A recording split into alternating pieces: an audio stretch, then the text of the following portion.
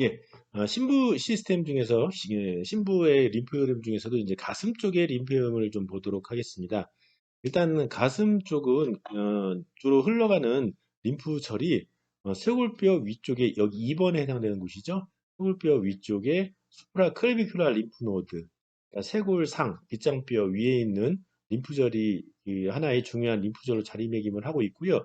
그 다음에 주로 가슴 쪽에 뭐 대부분의 조직들이 이제 거기에 있는 프리림프, 에비림프 조직액들을 이렇게 흡수시키는 곳이 어디냐면 겨드랑이 쪽, 애과 부분에 있는 겨드랑이 쪽에 있는 림프절들이 주로 가슴 쪽의 대부분을 담당해서 림프를 그쪽으로 이렇게 모이게 한다는 거죠. 그래서 두 번째가 엑실라리 체인 이렇게 있습니다. 엑실라리 체인은 여기 유두 아래쪽부터 해가지고 바깥 라인을 따라서 쭉 해서 이렇게 연결해가지고 이렇게 A, B, C에 연결해가지고 다 그 부분에 해당되는 곳이 다 엑실라리 체인이라고 생각하시면 되겠습니다.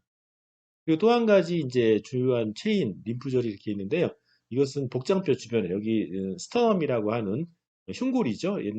구용어로 흉골변으로 해서 여기 흉골을 보면 흉골에 늑골이 이렇게 자리 잡고 있는데 늑골 사이사이에 흉골 바로 옆에 늑골 사이사이에 림프절이 이렇게 있는 것을 볼 수가 있습니다. 그래서 요 림프절, 요 림프 체인을 파라스터널, 흉골변 림프절 또는 복장뼈 주변 림프절이라고 이렇게 얘기를 하는데요.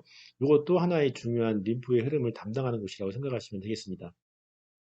보시는 것처럼 75%에서 99%까지 75%에서 99%까지 겨드랑이 림프절, 여기 A, B, C, D가에 이르는 이쪽 겨드랑이에 해당되는 림프절에서 주로 가슴 쪽에 있는 신부의 흐름을 담당을 하고요.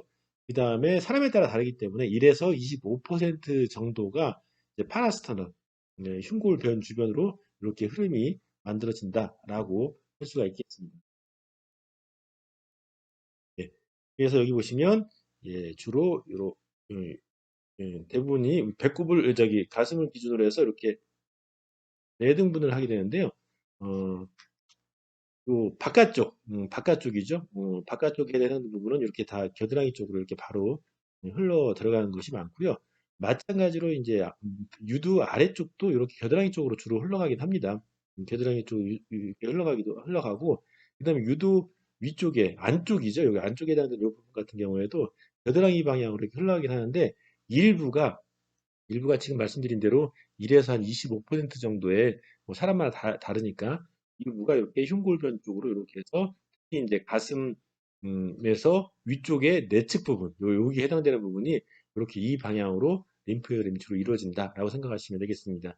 그리고 뭐 이게 그 겨드랑이 쪽하고 흉골 주변하고만 해서 다 흡수되는 것은 아니고요. 지금 여기서 이제 쇄골 위쪽에도 이렇게 림프절이 존재한다고 했죠. 2번에 해당되는 이 부분에서도 간혹 이제 림프의 암이, 그러니까 그 유방 가슴 쪽에 암이 있는 경우에 이렇게 겨드랑이 쪽으로 주로 많이 흘러간다고 얘기를 했지만 간혹 경우에 따라서는 이렇게 쇄골뼈 위쪽에 있는 수프라 클레비큘라 쇄골 위쪽에 림프절로 주로 흘러가는 사람도 종종 볼 수가 있겠습니다. 그러니까 결국은 뭐냐면 이렇게 세 개의 림프절이 모여 있는 곳으로 주로 흡수가 된다. 근데 대부분은 어디로? 예, 겨드랑이 엑실러리 체인으로 여기서 주로 흡수가 된다라고 생각하시면 되겠고요. 그리고 두 번째로는 이제 첫 번째로 제일 많이 흡수되는 경로, 두 번째로는 이제 파라스터널, 그래서 이게 흉골 주변, 복장뼈 주변으로 흡수가 되고요. 그다음 세 번째로는 쇄골뼈 위쪽으로 이렇게 흡수가 된다라고 생각하시면 되겠습니다. 그래서 다시 한번 정리를 해드리자면 이렇게 가슴 유두를 중심으로 해서 바깥쪽 부분은 주로 겨드랑이 쪽으로, 그다음에 예, 유두 아래쪽, 안쪽 부분도 이렇게 겨드랑이 쪽으로 주로 흐르고, 또 일부, 그 다음에 이제 유두 위쪽으로, 안쪽 부분은 이렇게 일부가 쇄골 위쪽으로, 또 일부가 이렇게 복장뼈 주변으로 흡수가 된다라고 이렇게 하시면 되겠습니다. 물론 이게 다 그렇지는 않습니다. 사람마다 사람마다 이 흘러가는 길이 다 다르기 때문에 모두 다 이렇게 흘러가는 통로가 일정하게 되면 사실은 우리가 저기 유방암 환자들한테 하는 감시림프절 생검 같은 것을 할 때 많은 어떤 차이가 없겠죠. 근데 사람마다 이런 흐름이 차이가 많기 때문에 어느 위치에 어느 위치에 이제 암세포가 있고 암이 있느냐에 따라서 이렇게 그 암세포가 이렇게 흘러가는 그 암세포가 거쳐가는 림프절이 사람마다 다 다르다라는 거죠. 그래서 꼭 우리가